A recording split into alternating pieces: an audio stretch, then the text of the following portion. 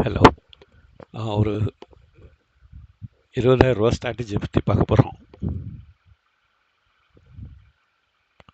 பார்க்கறதுக்கு முன்னாடி இதுதான் பிளான். நம்மக்கிட்ட 20,000 இருக்குது. அதுக்கு நம்ம டெய்லி 2.5% ஏர்ன் பண்ணோம். 2.5%ங்கிறது ரொம்ப ஈஸி. 20,000 500 இதை நம்ம எப்படி பண்ணுறதுன்னு இப்போ அது கேனரா பேங்க் சார்ட்டு. கேனரா பேங்கில் 60 பைசா பண்ணாலே போதுமானது. ஒரு நாளைக்கு 60 பைசா. இப்போ நம்மக்கிட்ட இருக்கிற அமௌண்ட்டுக்கு நியர்லி ஒரு 1000 ஷேர்ஸ் வாங்கலாம். 1000 ஷேர்ஸ் வாங்கினாக்க ப்ரோக்கரேஜ் பார்ப்போம். ஒரு 1000 ஷேர்ஸ் 109க்கு வாங்கி 109 60 பைசா 1000 ஷேர் எவ்வளோ கிடச்சிருது? 500 கிடச்சிருது. டெய்லி 500 பண்ணாலே இந்த பிளான் ஈஸியாக எக்ஸிக்யூட் ஆகிடும். 15 மாதத்தில் 1 கோடி ரூபாயை அச்சீவ் பண்ணிடலாம். இதற்கான ரூல்ஸ் என்னென்ன, எப்படி பண்ணலாம்?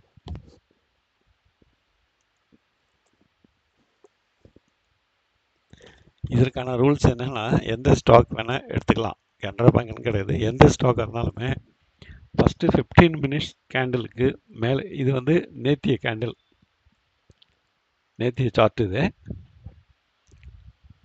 இதில் 15 மினிட்ஸுக்கு மேலே ஒரு கோடு, கீழே ஒரு கோடு போட்டுடணும். ஃபஸ்ட்டு 15 மினிட்ஸ் கண்டிப்பாக ட்ரேடு எடுக்கவே கூடாது.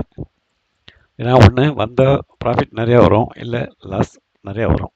இதில் நம்மளுக்கு லாஸே வரக்கூடாது. ஏன்னா லாஸ் வந்தால் அதை ஈடுகட்டுறதுக்கு 2-3 நாள் ட்ரேட் பண்ண முடியாது இருக்கும். அப்புறம் லாஸை கரெக்ட் பண்ணுறதுக்கோசரம் மறுபடியும் ட்ரேட் பண்ணி இன்னும் கூட லாஸ் ஆகிறதுக்கு வாய்ப்பு இருக்குது. அதனால் 9 காலம் வரைக்கும் கண்டிப்பாக ட்ரேடே பண்ணக்கூடாது. அப்புறம் கோடு போட்டுடணும். 9 காலுக்கு மேலேயும் கீழேயும் கோடு போட்டு இதை பிரேக் பண்ணால் பை பண்ணணும், இதை பிரேக் பண்ணால் செல் பண்ணணும். இப்போ நேற்றுக்கு பாருங்கள், 15 நிமிஷம் கோடு போடாச்சு. இந்த இடத்துல ஏறுற மாதிரி இருக்குது. ஆனால் இந்த இடத்துல ட்ரேடு எடுக்கக்கூடாது. ஏன்னா நம்ம இது பாதியை கிராஸ் பண்ணால் தான் ட்ரேடே எடுக்கணும். இந்த நடுப்புற கோடு எதுக்குனாக்கா, இது ஸ்டாப் லாஸ்க்கு. இப்போது ஃபார் எக்ஸாம்பிள் நம்ம இங்கே வாங்கிட்டோன்னு வச்சுக்கோங்க, ஏறுது, நல்லா ஏறுன்னு பார்த்துட்டு வெயிட் பண்ணிக்கிட்டே இருக்கோம். திருப்பி இறங்கி வந்ததுன்னா நம்ம வாங்கின இடத்துலே விற்றுடணும். இந்த கோடை கட் ஆனோடனே விற்றுடணும். 10 பைசா தான் போகும். அதை நம்ம ஈஸியாக சம்பாரிச்சிக்கலாம். ஆனால் இவ்வளோ தூரம் ஏறினது மறுபடியும் இறங்கிட்டு மறுபடியும் ஏறும் அப்படின்னு பார்த்தாக்க இது எவ்வளோ தூரம் கீழே போகும்னு தெரியாது. அதனால் லாஸ் ஜாஸ்தி ஆகிடும். லாஸை ரெக்கவர் பண்ணுறதே ஒரு போராட்டம் ஆகிடும். அதனால் முக்கியமாக ஸ்டாப் லாஸ் நம்ம வாங்கின இடத்துல வந்துடணும். இதை தாண்டி தான் வாங்கணும். இதுக்கு கீழே விற்றுடணும். இதை நம்ம செல் பண்ணோன்னாக்கா, இதே செல் பண்ணினோன்னா இந்த கோட்டை தாண்டினோடனே வாங்கிடணும். இது ரொம்பவே இம்பார்ட்டன்ட். First rule. ரெண்டாவது, சப்போஸ் இந்த மாதிரி கேண்டில் பெருசாக ஃபார்ம் ஆயிடுச்சுன்னா பாதியில் கோடு போட்டுட்டு இந்த பாதியை கட் பண்ணாலே வாங்கலாம். இந்த பாதியை கட் பண்ணாலே நம்ம என்ட்ரி எடுத்துடலாம்.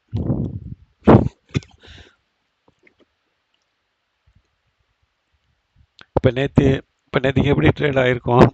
இந்த மாதிரி ட்ரேட் ஆகிருக்கும்போது நம்ம இதை கட் பண்ணும்போது தான் ட்ரேடு எடுக்கணும். இது இந்த இடத்துல ஒரு தடவை கட் ஆகிருக்கு. என்ன இருக்குது?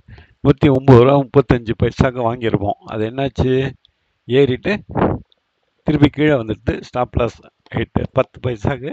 இந்த இடத்துலையே நம்ம இதை கட் பண்ண விற்றுடணும் இல்லையா? ஸோ நம்மளுக்கு ஒரு 10 பைசா தான் ஸ்டாப் லாஸ் ஆகிருக்கும்.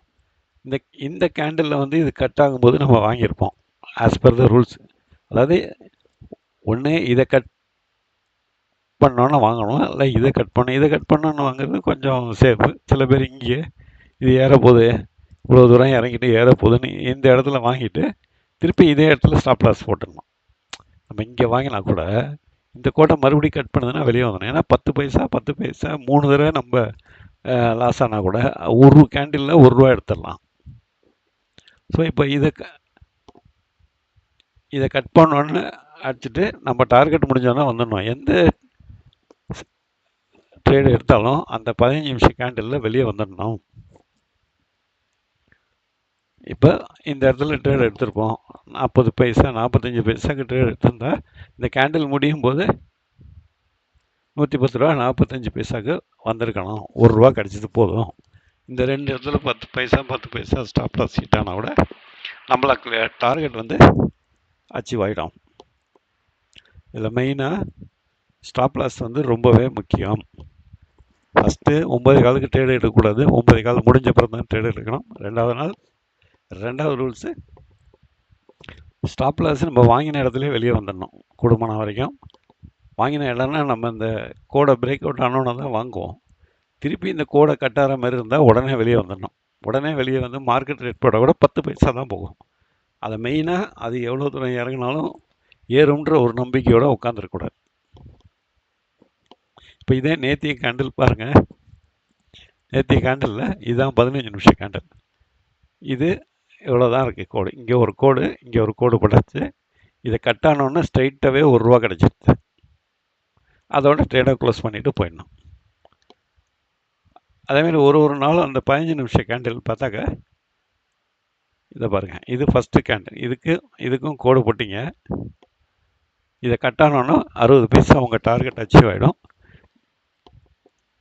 டெய்லியே ரொம்ப ஈஸியாக பண்ணலாம்.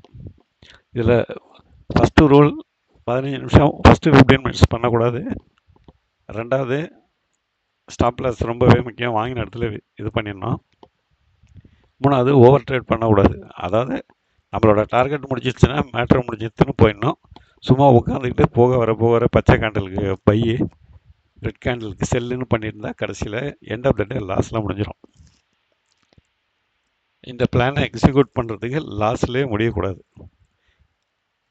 60 பைசா கேனரா பேங்க்லங்கிறது ரொம்பவே ஈஸியாக பண்ணலாம்.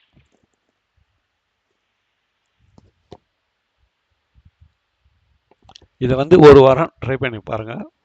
ஒரு வாரம் ட்ரை பண்ணி பார்த்துட்டு இதில் என்னென்ன ப்ராப்ளம் இருக்குங்கிறத நம்ம பார்க்கலாம்.